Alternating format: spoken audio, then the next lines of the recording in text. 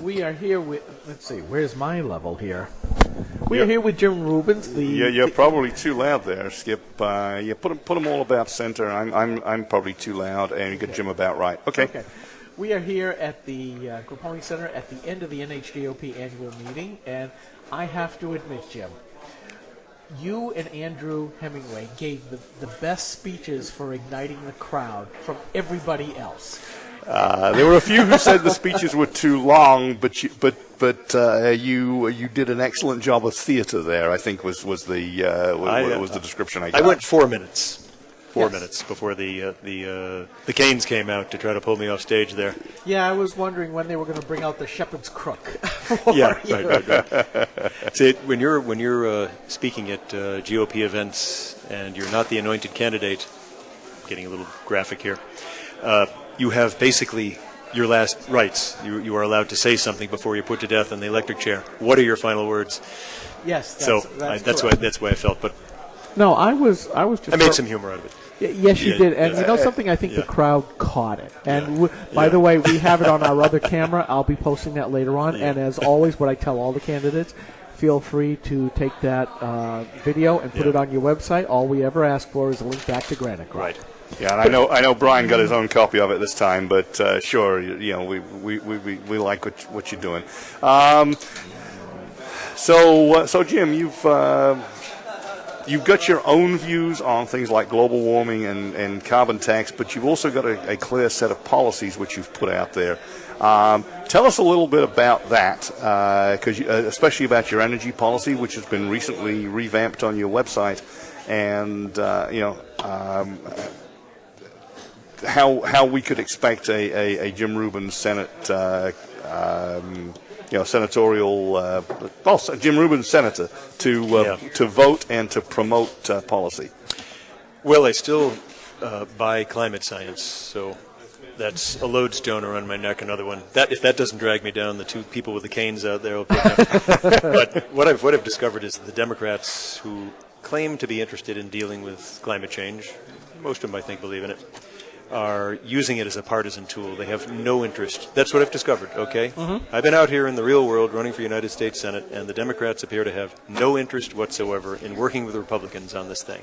They're out to have some kind of statist control with a cap-and-trade system with all their cronies, 2,000-page bills like the one that Jeanne Shaheen is behind, filled with cronyism, special breaks for favored interest groups. The latest energy efficiency bill, correct? Well, you got to look at that and just think. You got to ask yourself: do you want a national energy building code? No. Now, I like an efficient building.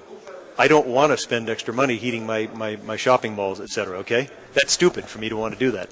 Do I need the government telling me specifically how I'm supposed to do that?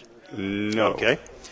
And is the government good at doing things like this? No. Okay, let's ask a question. Is the government good at providing VA health care in Phoenix, Arizona? Are they good at doing that? No. Yeah. So, I can manage my building. I don't need the government telling me that I did. I put in a new boiler in my building last year, and it cut my propane bill for the shopping mall in half. I love it. And it's helping global warming. Yes. That's all right. And I'm a big fan of efficiency, but I would not allow the government to inspect my building to tell me whether it was efficient. Right, and that's a bit of a problem. So it's this philosophy that big government is going to fix our problems in the United States of America. We're seeing it in Obamacare, the wreckage that it's causing in distorting the marketplace and preventing people from choosing the doctor and hospital they want. I've met people who are now disallowed from using the single pharmaceutical that they have been able to find that works to help their Crohn's disease. They can't get that pharmaceutical product anymore because Obamacare says, in this narrow network situation, not only can they have that pharmaceutical, they can't go to the Boston hospital that helped them identify the right pharmaceutical. This is Obamacare. Dodd-Frank, 2,000 pages long, 30,000 pages of regulations, 1 out of 5 New Hampshire homeowners previously qualified to buy a house can't buy one now. Community banks are being shut down. Small business people with tax returns that bounce around, like when you're a small business person, you earn more 1 year, less. They can't get loans from these community banks anymore. Okay, it's shutting down the Main Street economy, and Dodd-Frank, we know who voted for that. Yes. Right? And I will say, Jeanne Shaheen and Scott Brown. Both. And they're bragging about it. And they're bragging about it. And it's hurting small business and job formation in our state of New Hampshire. What we have is the Cordillo and his cronies who are telling the little guy what they're doing for them while stabbing them in the back the whole time. Yeah. And it really comes down to the whole idea that the administrative state, which is the progressive endgame, that they know how to organize an efficient society. A better society. But the words freedom and liberty never play into that because not important. It is not important. The individual is merely but a cog. So that's so what you're saying is something that I do like in that it's time to return stuff to the local level. I will tell you, the best line of the last presidential election cycle was by Governor Rick Perry of Texas, who said, "My goal is to make D.C. federal government is as inconsequential as possible on a daily basis." And didn't I quote that only the other day when I put up a little Perry segment? Yes, and that's really what we want people who are not going to be like Jean Shaheen, the U.S. federal government's ambassador to New Hampshire. We want a U.S. Senator from New Hampshire who is fighting for us in D.C. And we're a different state. I mean, it's why we have senators. What was the term you used? The stateless senator, which is what Scott Brown typifies. The senator is the ambassador of the state to Washington. Should be appointed by the legislature, but I'll take voting if the voting is by the people of New Hampshire for the ambassador from New Hampshire. And tell us how you're going to do that. Well, the job with the system we got right now, you got to look at the personalities. You got to have someone who is not going to Washington for a career, not going down there to get rich, not going down there to get reelected time after time after time, because it's pretty cushy down there. The pay scale is pretty darn good. You got a subsidized parking place at Reagan Airport. You got cheap haircuts. There's an 18-page long list of benefits if you're a United States Senator that are not available to the average person. So it says, hey, I want to stay down here forever. Right. And the trouble is when you do that, like these candidates, these career politicians, you lose touch with your state. You forget what you're doing down there. It's not about career preservation. It's about representing the people of your state and staying connected to them. And so that's why I'm a big supporter of term limits, and I've term limited myself. I swear, no more than 2 terms, like Gordon Humphrey did. Mm-hmm. He could have been reelected easy to the U.S. Senate. Yes, he decided I'm going to keep my promise, and I don't want to be a Washington career politician. Well, and I think that's admirable, and I wish the people would rise up and more frequently term limit their politicians. I don't agree in imposed term limits any more than I agree with imposed speech limits. Both have the effect of taking away the choice of the people to either change or keep their politician as they wish. I think we should have more change, but it should be by the people. Sorry. Okay, I have another question for you. This past week, we have seen Harry Reid go after all kinds of individuals, the Koch brothers, the owner of the Snyder of the Redskins, saying you have to change the name of your team. I sit here and go, is this really what we elect senators for? Mm-hmm. That they are supposed to get caught in the miasma, the little things of our personal lives. So a 2-part question. One, has politics gone too far in invading our personal worlds? Where the progressive mantra is the political is the personal is the politics, which means there's no separation. And how would you say, or what would your means be to get senators to really concentrate on the real expensive stuff, the big national or worldwide stuff, and leave all the rest of the stuff maybe to us for a change? Right. Yeah. The whole using your senatorial position to be part of the thought police to prevent people from saying unpopular things, maybe things that shouldn't be said, but that's up to the friends and neighbors of that person to have conversations, and there could be boycotts, private sector, but it's not the role of a United States Senator or a politician to be part of the thought police.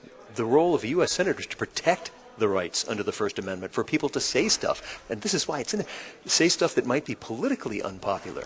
And it's in there to allow us to have fulsome, sometimes very uncomfortable debate about issues. Some of the issues we're wrestling with in this country, there are points of view that are extremely difficult to listen to. Our country's bankrupt, for example. That's one of my big issues. Okay, I know politicians in Washington don't like to talk about it very much. They keep the gravy train flowing, keep the pork coming, keep them happy. Another 2 years, get me reelected. Everyone's happy. But to deal with that problem, some extremely difficult things have to be talked about. Yeah, the politicians. We're $100 trillion in the hole right now. Yeah. So, hello. Yeah, the politician's prayer has to be, "Oh God, let this blow up after I leave office." Yeah, right. Because they know it will. Right. They just keep hoping it won't be on their watch. Right. So how do we turn that around so we do make it on that watch? Yeah. What are your ideas? The only idea I have is the kind of people that we elect to be part of Congress and the United States Senate. The kind of character, the person. There's no, the government cannot.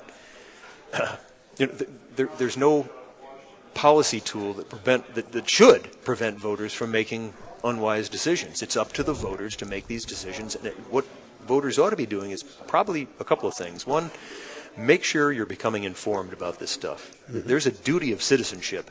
Know your candidates. Get up close and personal. And we're lucky in a state like this that you can. We're not Florida and California where people come in a helicopter to an airport and put on a 30-second TV ad, with a smiling face and a good tan. These politicians, like myself, meet with voters, person to person, face to face. We take tough questions, the same as you guys have given me tough questions, okay? But you get to know where I'm coming from that way. Right. And you've got to use that information. Right. All voters need to use this information to make wise choices. Yeah. And you know something? We're going to be talking again next Saturday. You're going to be in studio at 10 o'clock. Yep. And we will have a battery of more questions for you. But we have the conversation. We have the conversations, and we may not agree, but we appreciate you're willing to face us at Granite Rock and take on those hard decisions. Fire-breathing, hard-charging, gun-toting, rabble-rousing, freedom-loving. That's us. Yeah, and we're not going to ask where you keep it, but we know you're gun-toting, and we know you've been around doing a Second Amendment tour. Yeah. And the funniest thing was to watch the belated Scott Brown Second Amendment tour when he did one? I think he started one recently. Really? Oh, yeah. Which I thought was hugely hilarious after you'd already crisscrossed the entire state doing the genuine thing. So, so you've obviously come to the realization that what the environmental wackos want is they want some form of socialism obtained via a phony facade of using global warming to impose controls on the populace. Not all of them. We do have a disagreement on some of this stuff. It's just there are different ways of dealing with it. The way I'm proposing dealing with it is really two parts. Number one, remove all energy subsidies, like I said up there today in the speech. Solar, wind, oil, coal, nuclear, $10 billion nuclear plants that are in economic day one. Take the subsidies out and let the free marketplace decide. The American entrepreneur is now at the point of individuals, innovators, amazing innovators, like the guy who did the Tesla. What's his name again? Forgive me for not remembering.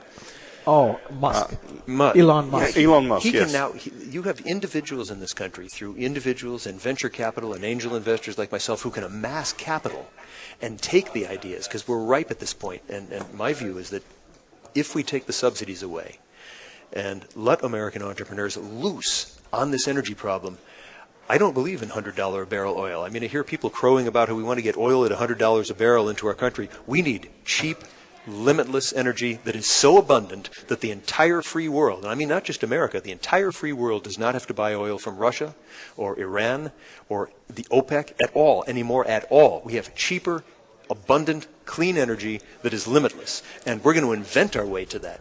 If you look at the progress of this country through innovation, through entrepreneurs, I think we're at that point if we let loose. Let loose. Well, I'm going to say even if you just make it easier to build nuclear plants, I'm not suggesting for 1 minute they should be subsidized. But we've got third and fourth generation nuclear plant technology, the pebble bed, the self-restraining technology that won't go into meltdown, and yet. The same enviro wackos are out there saying not in our backyard, no matter how safe. Yeah, guys, I got to break in here because everybody else is left. It's time for us to start breaking down, or somebody's going to get really snippy with us.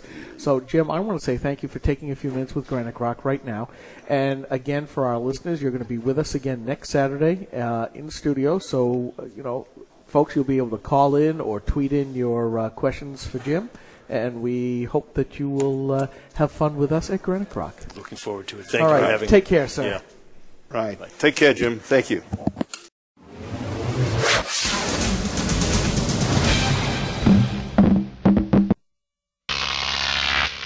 Croc TV.